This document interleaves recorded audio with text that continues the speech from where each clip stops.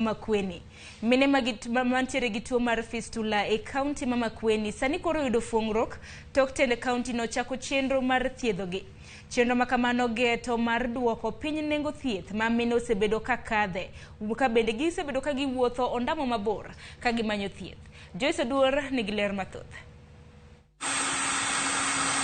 Chenro ni mar thiedho tuo fistula e kaunti ma Makueni biro tok apisas mag thieth ma kaunti no yudo puonj makare ewi kaka inyalo thiedho tuo no. It takes a whole community to support the woman with fistula. It is not only the surgeon, Dr. Bithi.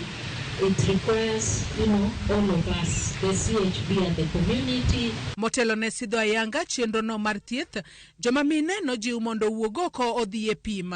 Kuom mine 40 mane ochopo e pim makamano, 13 kuomgi noyudo kod tuo fistula kendo ibiro timnegi bero e osuptal mar mine kod nyithindo ma Makueni. So we have set up 12 screening sites spread across the entire county, considering the distance to the facility.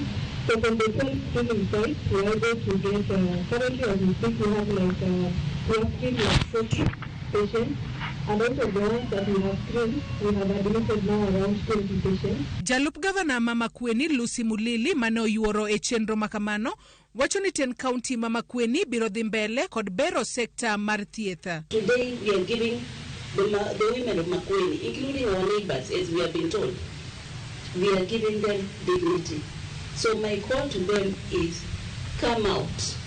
I know there could be some who were afraid to just come out from their closet and say, I have this problem. Kaluore kod nonro mawuok ka migao mochung'ne weche mag thieth e piny ngima, joma mine 3,000 yudo tuo fistula higa ka higa e seche mag nyuol. Joyce Oduor, Ramogi TV.